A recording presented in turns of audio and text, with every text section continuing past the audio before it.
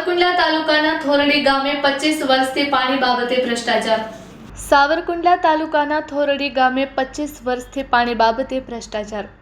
ગામમાં જે સરપંચ આવે નવી પાઇપલાઇન નાખે પણ પાણીની સમસ્યા યથાવત. સરકારી બાબુ તેમજ સરપંચ મંત્રીની મિલીભગતથી થોરડી ગામ પાણી માટે વલખા મારે છે. થોરડી ગામમાં 2002 થી 2007 અમરબેન રામભાઈ નાગર સરપંચ તરીકેનો ચાર્જ હતો.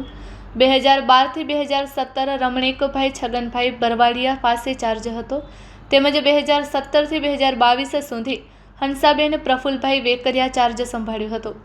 1 વર્ષના ચાર્જ માટે જયાબેન પ્રાગજીભાઈ કસવાડાએ સરપંચનો ચાર્જ સંભાળેલ હતો. ત્યારબાદ વહીવટદારનો ચાર્જ સંભાળેલ. 2025 થી નવા સરપંચ તરીકે વિપુલભાઈ બાબુભાઈ બરવાડિયા આવેલ છે. 2002 થી 2026 સુધી સરપંચોએ વહીવટદારોએ પાણીની પાઇપલાઇન, પાણીના ટાંકા, પાણીના સંપ, પાણીના ભૂંગળા નાખેલા હતા. પણ ભૂંગળામાં પાણી બદલે હવા આવી પણ પાણી ન આવ્યું.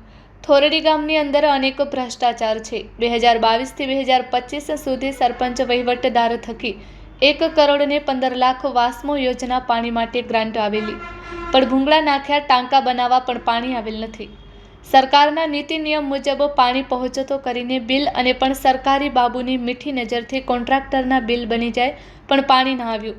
હાલની તકમાં ધારાસભ્ય તેમજ નવા સરપંચ થકી પાણીનો નવો સંપ બનાવેલો છે, પણ કોન્ટ્રાક્ટરે સિમેન્ટને બદલે અંદર માટી વાપરેલ છે તેવું સામે દેખાઈ રહ્યું છે. પાણીનો સંપની અંદર આરસીસી કામ કરવાનું હોય પણ કોન્ટ્રાક્ટરે આરસીસીની અંદર માટીને દેશી પાણા નાખી ભ્રષ્ટાચાર કરેલ છે. થોરડી ગામના તોરણ બંધાણા ત્યારથી આજ સુધીમાં બસ સ્ટેન્ડ બનેલ નથી. પૂર્વ ધારાસભ્ય વી વખાસિયા તેમજ પૂર્વ સાંસદ નારણભાઈ કાછડિયા તે સમયે બંને 2.5 લાખની બસ સ્ટેન્ડ માટે જાહેરાત કરી પણ હાલની તકમાં બસ સ્ટેન્ડ બનાવેલ નથી. બાજુના ગામ આંબરડી પાટિયા ઉપર પણ બસ સ્ટેન્ડ છે. વાવડી પાટિયું બસ સ્ટેન્ડ બનેલ છે. વિકાસની વાતો કરતી સરકાર થોરડી ગામને બસ સ્ટેન્ડ આપે એવું ગામ લોકો વિચારી રહ્યા છે. પબ્લિકના પૈસા, એના ટેક્સના પૈસાનું પાણી થતી અટકાવો તથા નીડર અધિકારી તપાસ કરે તેવું ગામ લોકોમાં ચર્ચાઈ રહ્યું છે.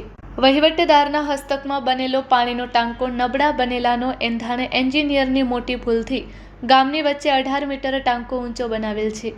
હાલની તકમાં એ પાણી રહેતું નથી. કોન્ટ્રાક્ટર તેમજ સરકારી બાબુની મિલીભગતથી મોટા ભાગે ભ્રષ્ટાચાર.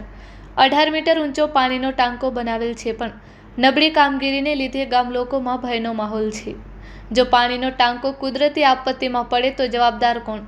થોરડી ગામમાં કલેક્ટર સાહેબ સ્પેશિયલ વિઝિટ કરે, તપાસ કરે તો દૂધનો દૂધ અને પાણીનો પાણી થઈ જાય તેમ છે. થોરડી ગામમાં વિકાસ નથી પણ પૈસાનો વિનાશ થયો. Report by Sarfaraz Khokhar, Amreli.